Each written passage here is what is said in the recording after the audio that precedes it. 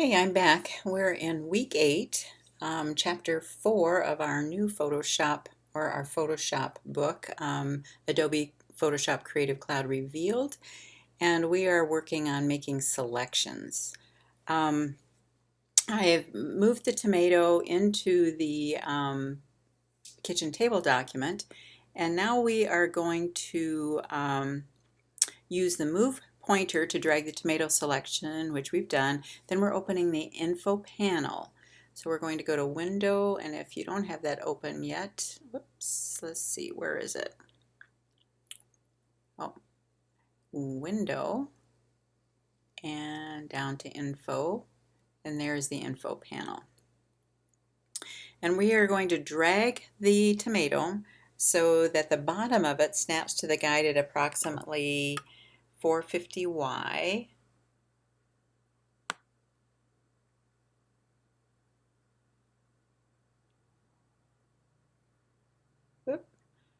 450, here's about 450Y. And the left edge snaps to the 220X.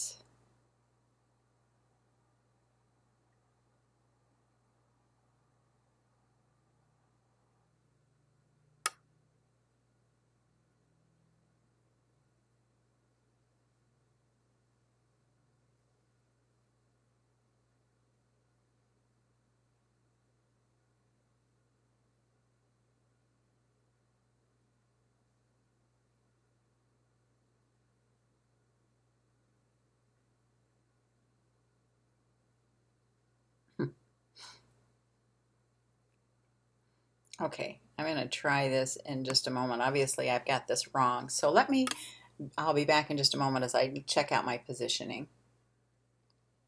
Oh, I guess I wasn't so wrong. I was just not believing what I saw or what I was reading. So again, 450Y.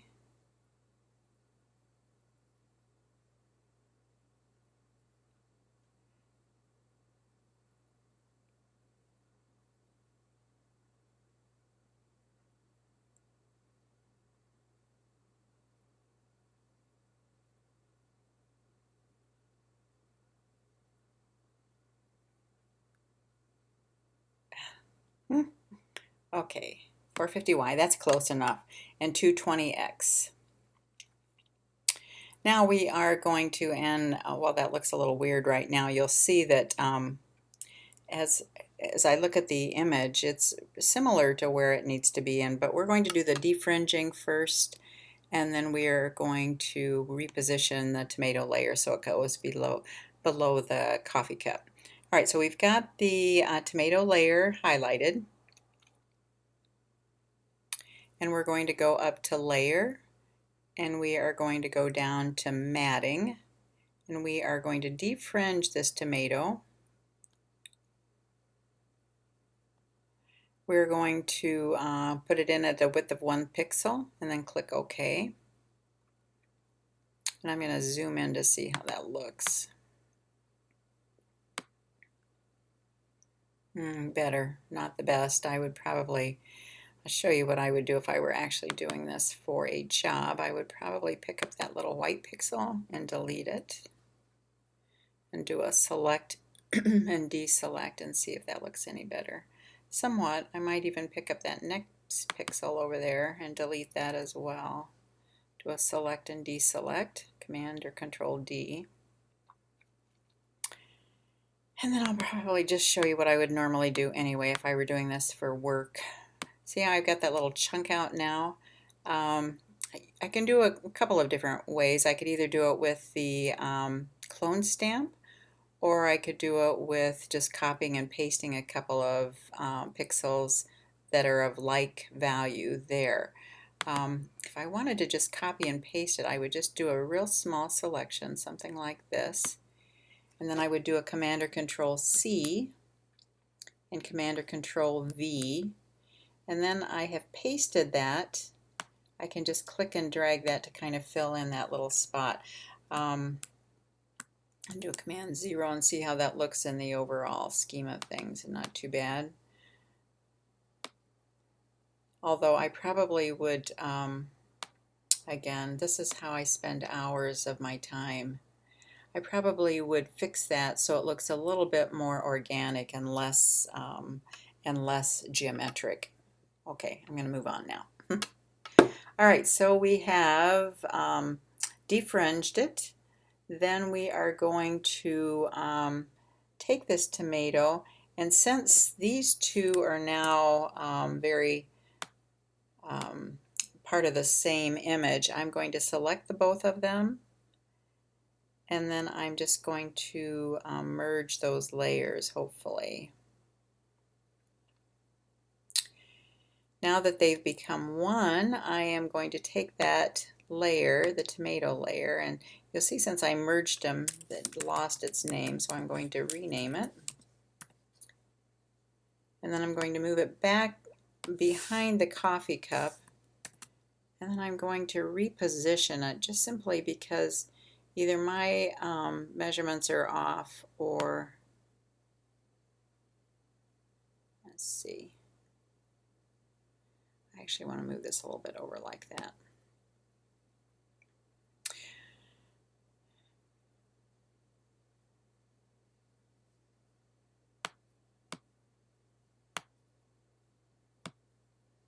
And again, making sure that layer is highlighted with the move tool, I can move it and reposition it until I feel like it's where it needs to be. And you'll see my X and Y axis on this on my info panel as compared to this tomato. If you follow the textbook, you're not going to get it in the position that you want to have it, but I'm just following it visually and it looks great. So, all right, so then we are going to click Window on the menu bar, click PS4-2, which is that one that I have hidden back here someplace. We are closing that out.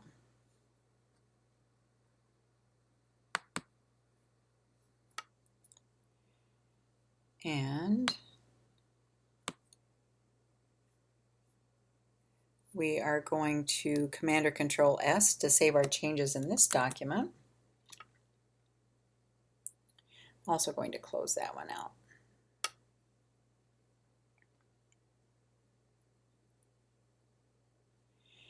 All right, and I will be back in just a moment.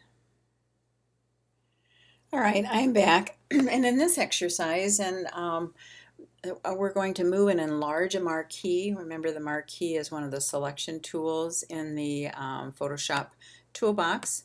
So we're going to open 4-4, and we're going to change the zoom factor to 200%. So while in Photoshop, we're going to go to File and Open. We're going to look for 4-4. And then we're going to change this zoom factor to 200%.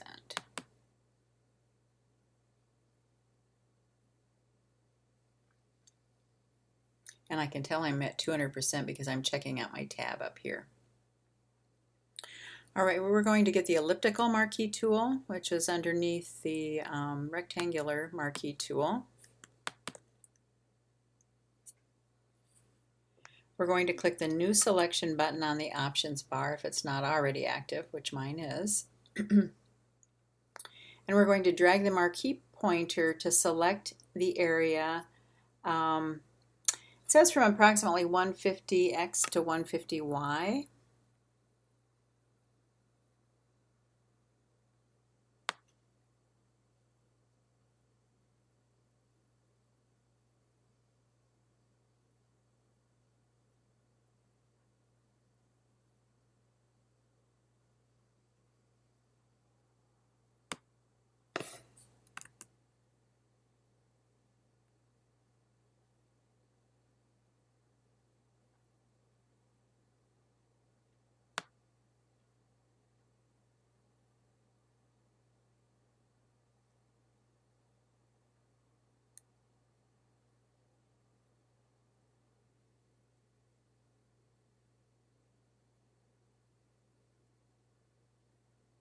All right, that's not, You know what? Do you see how my feather is? That's what's affecting this elliptical marquee. So I'm going to delete that feather and I'm going to do a select and deselect. And I'm again going to get the elliptical marquee and I'm going to try that all over again.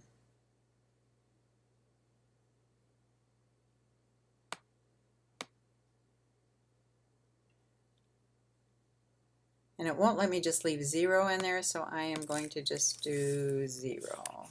Or it won't let me leave it blank, so I'm going to try 0.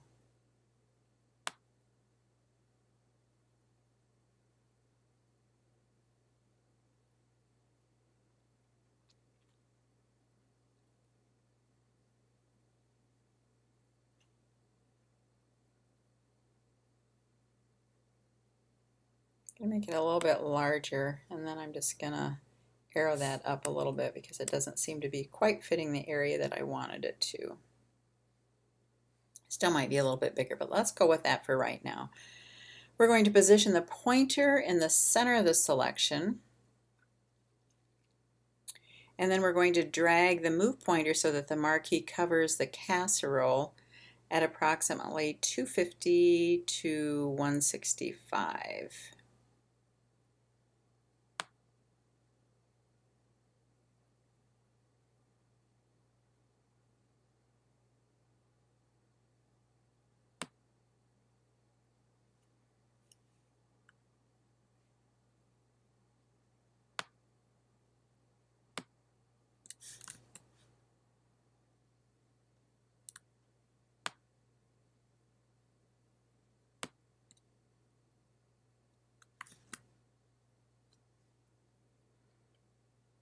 Okay, that's larger than what we want, but we're going to deal with it.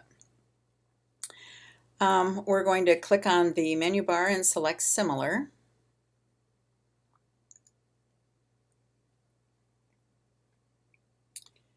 And then we're going to type 1 in the, we're going to go to the select on the menu bar again. We're going to point to modify and then expand. And then we are going to type 1 in the expand by and then click OK. And you'll see that we did select very similar. I'm missing a couple of pixels in a couple of different spots, but again, quite an easy way to get that selection. Then we're going to go up to select and deselect. Now we're going to get the quick selection tool. And let's see.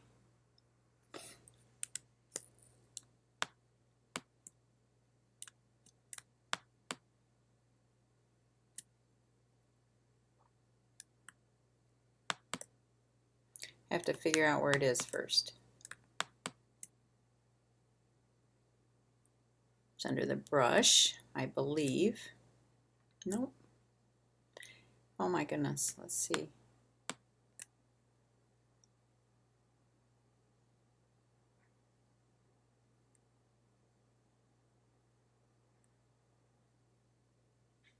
All right, the quick selection tool again, and that was underneath the magic wand tool. And we want to change our quick selection tool settings to add to the selection. The brush size should be about 30 pixels, it looks like.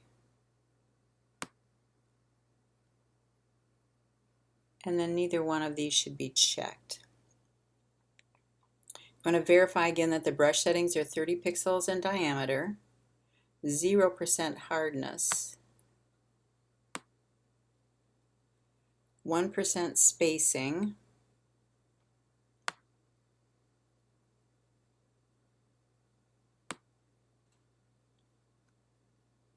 0% angle, 100% roundness, and pen pressure size.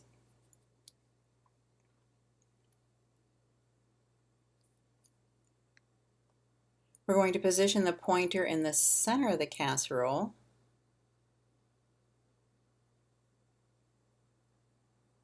And then we're slowly going to drag that pointer to the outer edges until the object is selected.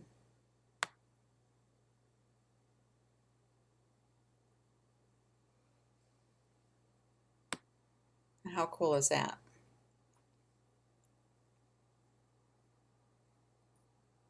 Now we're going to change the zoom level to 100%.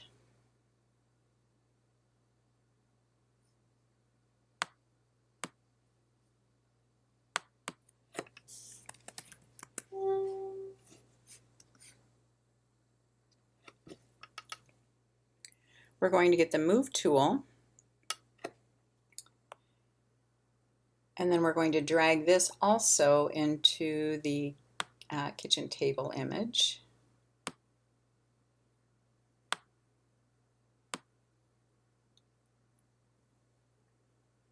And we're going to drag the casserole so that it is to the left of the napkins.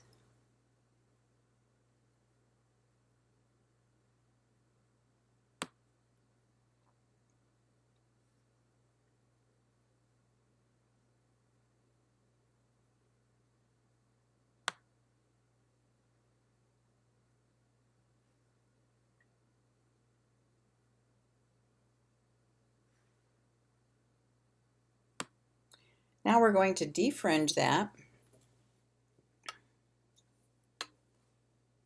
So we're going to go up under Layer, down to Matting, and over to Defringe.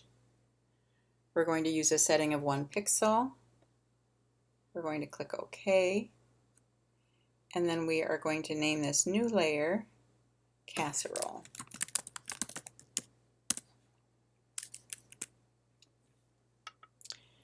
We want to save our work and then compare your kitchen table to figure 18 or to mine on the screen.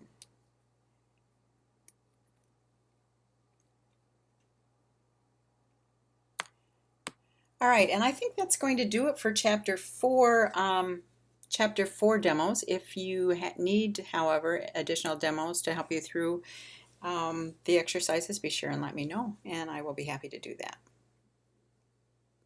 See you in Chapter 5.